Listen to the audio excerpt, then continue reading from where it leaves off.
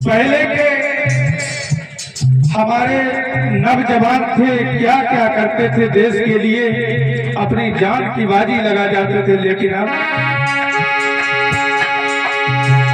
क्या बताऊं जमाने की हालत, कुछ कहने का नहीं है।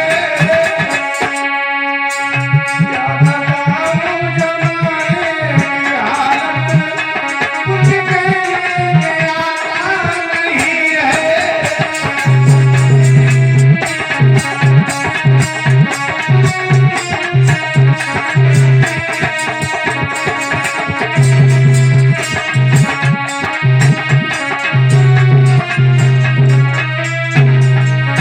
पहली बात, परीक्षित जी महाराज, हमारे देश में शिक्षा कम हो गई। नई पीढ़ी सम्मान करना भूल गई, इसीलिए मेरा देश आज गड्ढे की तरफ जा रहा है। अब तो सिर्फ एक बात है, क्या अंकुल? कपड़ा पहन ले मेरी कम के, सर पे बाल रखे हिप्पी कट के, लेकिन जेब में हाथ डाला तो देखा, जेबों में हाथ डाला तो देखा, बीड़ी पीने को पैसे नहीं है।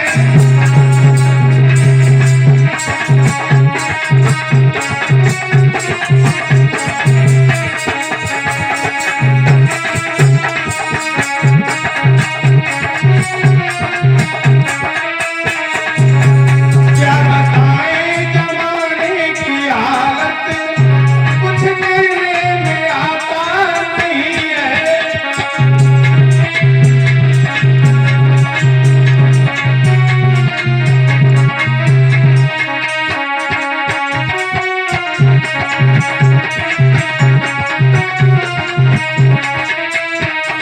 और परीक्षित जी महाराज,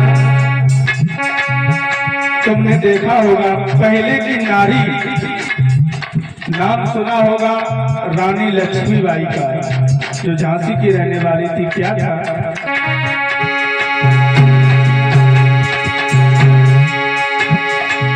झांसी की रानी थी लक्ष्मीबाई, जाने अंग्रेजों से की लड़ाई, लेकिन अब का पकड़ेगी ये तलवारें,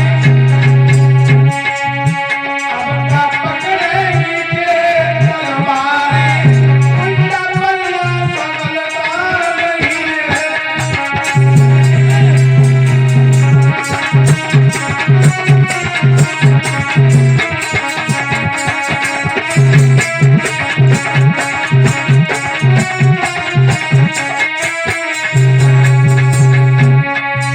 क्या बताएं जमाने की हालत, कुछ कहने में आता नहीं है।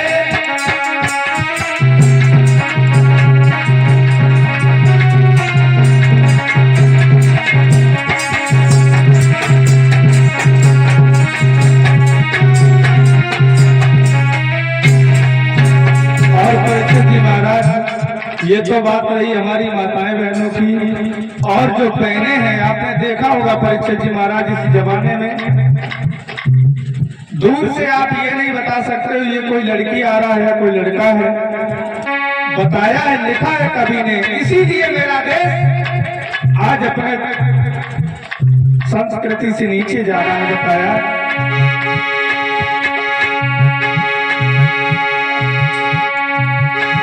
हालत है देश की निराली, अपने मन में है मतवाली। और अंकुल, लड़की लड़का बनी फिर रही है, लड़की लड़का बनी फिर रही है, सब आंखों में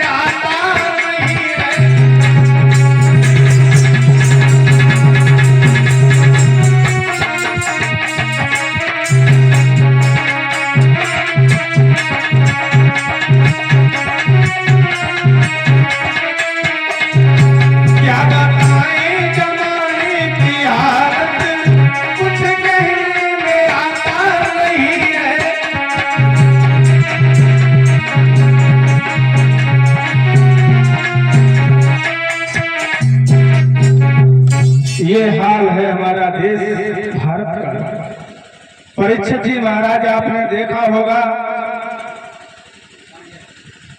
इस भारत भूमि को छोड़ करके अदर जितनी भी कंट्री हैं सब में मुस्लिम राज्य है।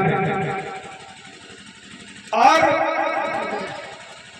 हमारे भारत देश को छोड़ करके आप जहां भी देख लें वहां मुसलमान हिंदुओं को इस तरीके से रखते हैं जैसे दांत के भीतर जीभ रहती है। देखा होगा, आपने सुना होगा। अभी बांग्लादेश में क्या हुआ था, हिंदुओं की लड़कियों को मुसलमान जबरदस्ती शादी करते हैं उनके साथ में। लेकिन हमारा भारत देश एक ऐसा है कि अगर कोई इसकी शरण में आ जाता है तो उसे माफ कर देता है। लेकिन ये मुसलमान जात, इसने कभी जीवन में मेरे साथ सगा नहीं किया। पाकिस्तान को अलग कर दिया, लेकिन फिर भी ये हमारे देश के पीछे पड़ा हुआ है। लिखा है एक जगह,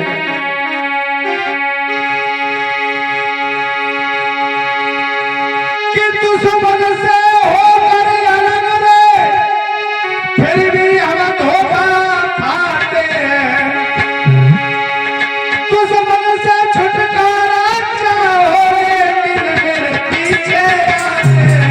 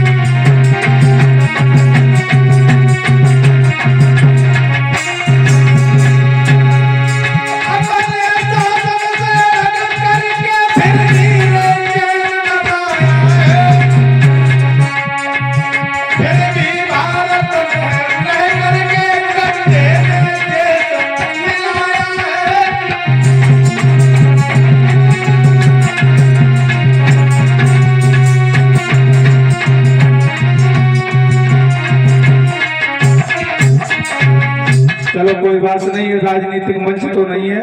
श्री सुखदेव जी बताने लगे, हे राजन परीक्षक, हमारे देश में बड़े बड़े वीर जवान पैदा हुए जिन्होंने अपने देश के लिए सर कुर्बान कर दिए, अपने तन की फिक्र नहीं की, अपने परिवार की चिंता नहीं की। सुभाष चंद्र बोस, चंद्रशेखर आजाद जैसे बड़े बड़े बलशाली हुए, इन्होंने अपने देश के लिए जान न्यौछावर कर दी। लेकिन कुछ नीच ऐसे देश में पैदा हो गए जिन्होंने हमारे देश को गड्ढे में डाल दिया। कन्नौज नगरी में अजामिल नाम का एक ब्राह्मण रहता था, जात का तो ब्राह्मण था, लेकिन उसके पास एक भी ब्राह्मण कर्म नहीं था। अजामिल के 4 पुत्र थे। परीक्षित जी महाराज सबसे छोटे पुत्र का नाम नारायण था, और वो अपने पुत्र को बहुत मानता था, नारायण को बहुत चाहता था। और एक बात और परीक्षित जी महाराज सुने, माता पिता का प्रेम या तो छोटे बच्चे पर ज्यादा होता है या सबसे बड़े पर। ये अक्सर कर मैंने देखा है। सबसे छोटे पुत्र नारायण को अजामिल बहुत मानता है, और यहाँ तक ही नहीं बताया कि हर समय अपने बेटे को अपने ही साथ में जाता है।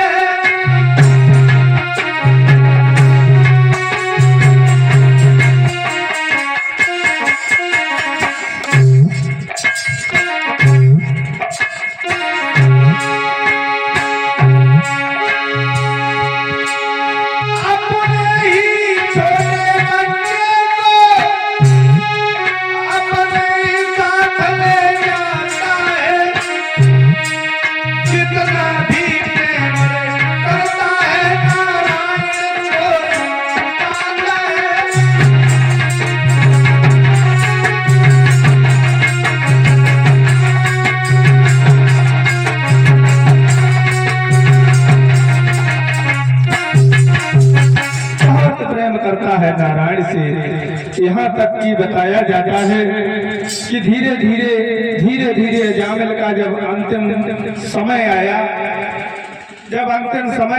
तो भगवान यम के दूत उसे लेने के लिए आते हैं। इधर भगवान के पार्षद भी लेने के लिए पहुंच गए। यम के दूतों ने कहा कि भाई ये तो मेरा शिकार है, इसने जीवन में एक भी काम अच्छा नहीं किया, ब्राह्मणों की निंदा की, संतों का अपमान किया, इसे तो नरक योनि मिलनी चाहिए।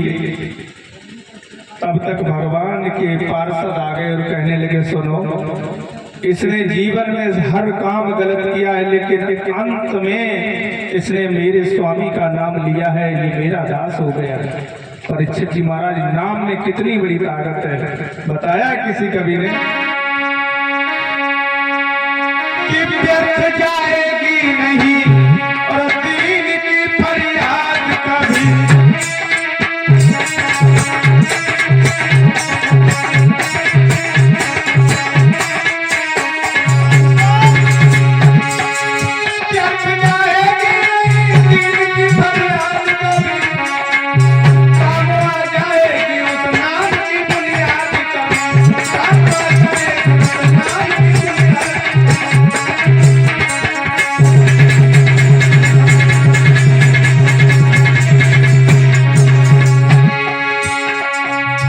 नाम में वो ताकत, वो शक्ति होती है। बताया जब जाएगी नहीं की फरियाद कभी, कब आ जाएगी उस नाम की बुनियाद कभी, कब आ जाएगी उस नाम की बुनियाद।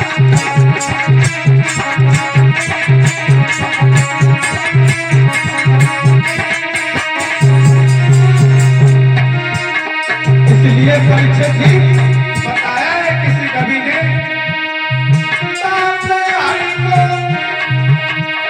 हरि को कर ले ध्यान जगत को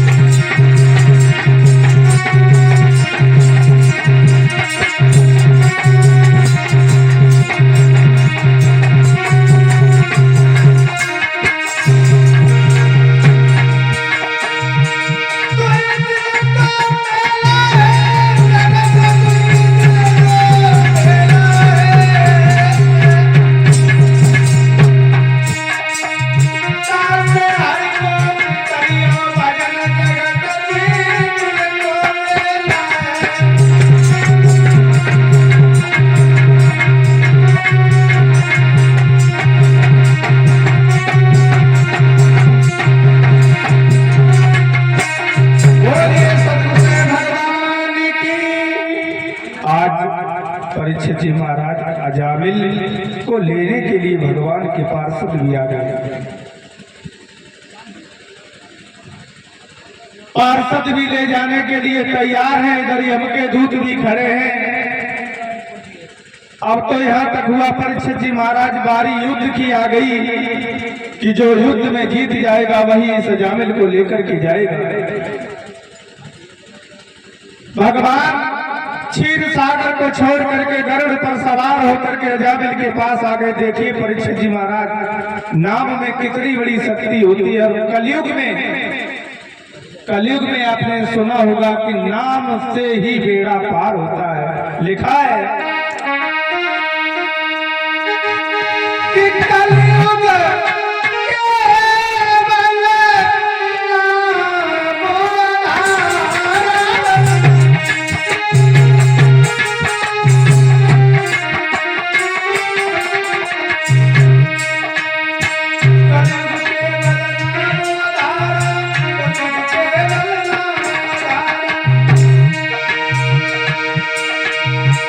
का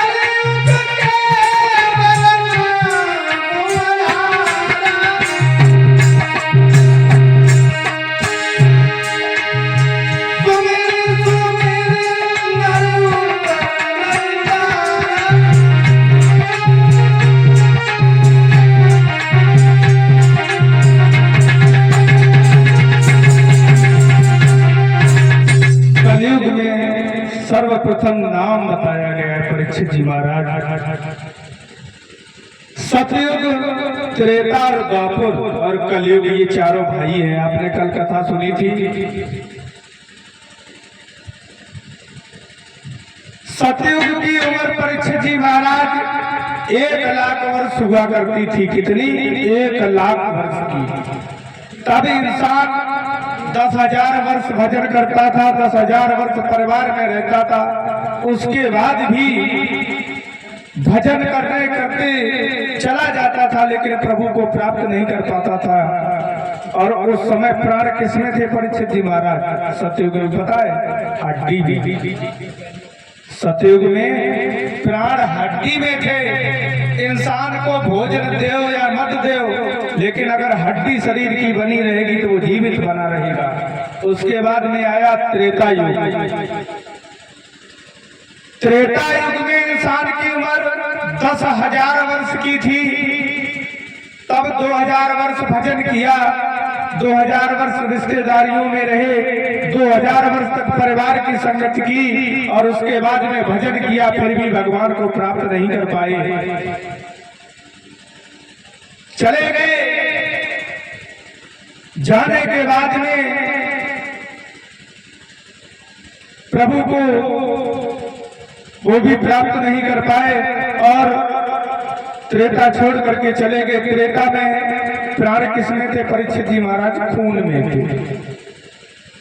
इंसान के शरीर में अगर खून रहेगा तो इंसान जीवित रहेगा, अगर खून नहीं रहेगा तो वो मर जाएगा। उसके बाद आया द्वापर युग। द्वापर की उम्र 1,000 वर्ष की थी परीक्षित जी महाराज। इसमें से 50 वर्ष भजन किया, 100 वर्ष परिवार में रहे, 200 वर्ष रिश्तेदारियों में रहे।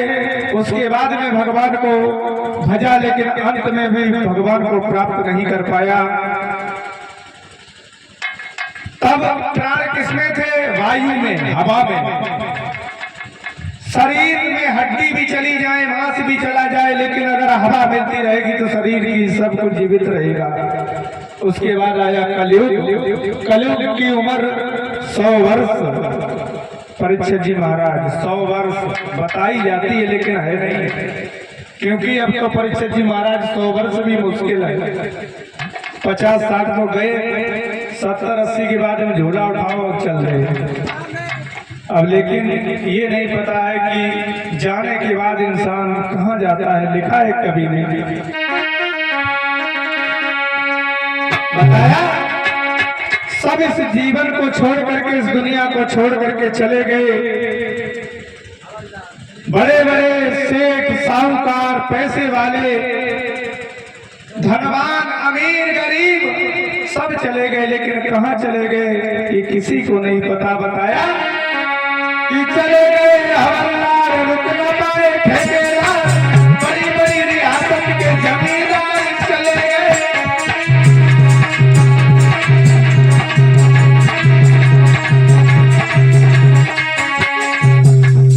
सब चले गए, और चले कहाँ गए ये कोई पता नहीं। चले गए हवलदार, रुक न पाए ठेकेदार, बड़ी बड़ी रियासत के जमींदार चले गए।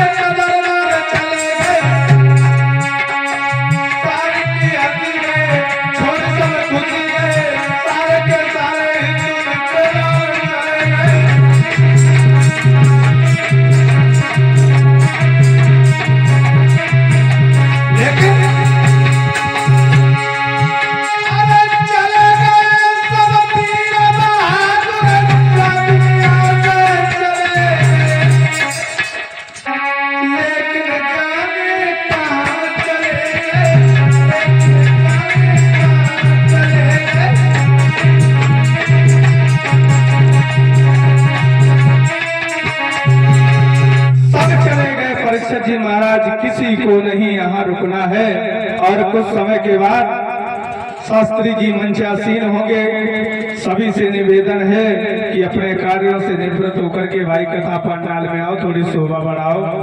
वैसे हमारे यहाँ तो परीक्षित जी महाराज ये नियम नहीं होते हैं, जब तक शास्त्री जी मंच पे आते हैं तब तक तो पंडाल भर जाता है, लेकिन यहाँ वो आनंद। खैर कोई बात नहीं, जैसी जिसकी श्रद्धा हो। परीक्षित जी महाराज नाम में इतनी बड़ी शक्ति है कि अंत में भगवान भी अजामिल के पास आ गए और अपने गरुड़ पर सवार करके और अजामिल को अपने धाम में ले गए। देखिए एक नाम में कितनी बड़ी ताकत। इसी प्रकार से एक बार की बात, परीक्षित जी महाराज एक सरोवर में एक हाथी अपनी पत्नियों को लेकर के स्नान करने आता है और वो सरोवर बहुत सुंदर सरोवर बना हुआ था, लेकिन वो हाथी जो था वो अहंकारी था और अहंकार में अपनी पत्नियों को साथ लेकर के और पहुंचा और बोला, सुनो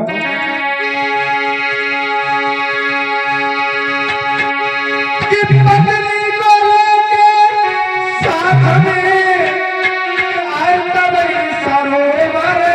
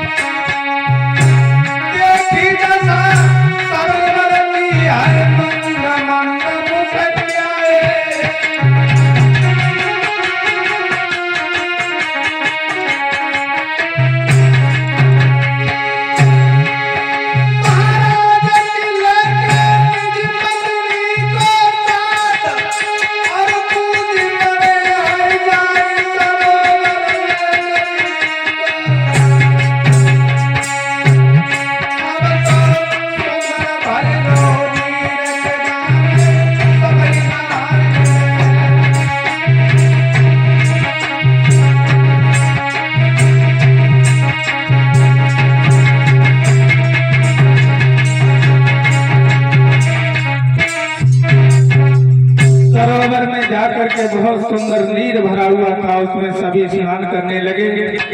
लेकिन परीक्षित जी महाराज उसी सरोवर में एक गिरहा रहता था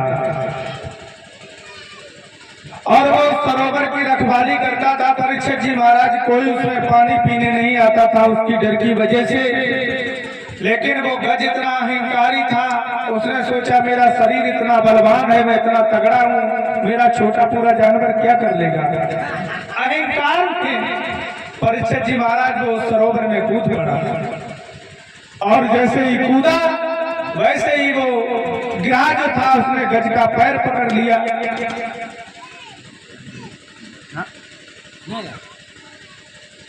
जब गज का पैर पकड़ लिया परीक्षित जी महाराज, अब तो गज बहुत परेशान हो गया, रोने लगा और कहने लगा कि हे परमात्मा अब क्या करें, अब मेरे तुम्हारे सिवा कोई नहीं है। मुझे ऐसा लगता है कि ये गिरहा मुझे नीचे की तरफ खींचे जा रहा है, अब मुझे बचाओ। परीक्षित जी महाराज एक बात और बताएं आपको, इंसान अहंकार में सब कुछ करता है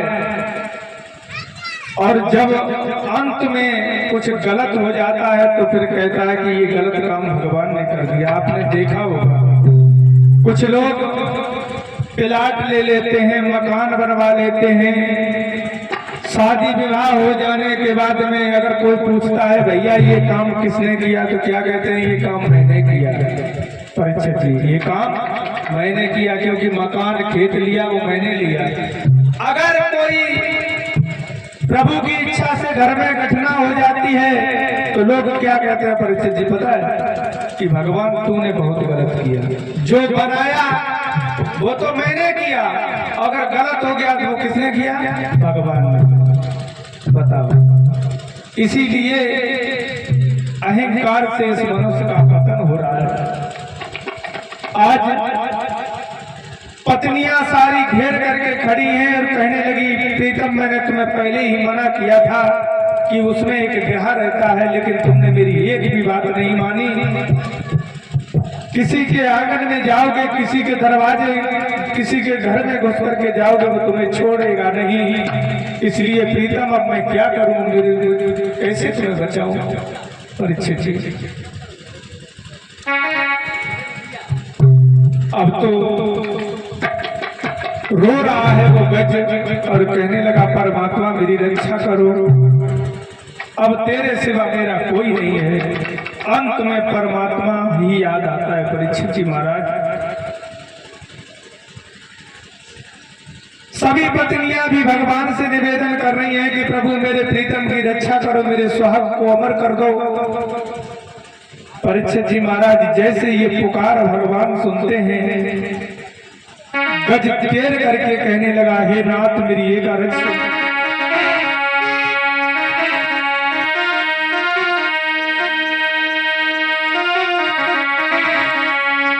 हे परमात्मा की लाज रखो अवधि बिहारी और प्यारी राधा के बरतार।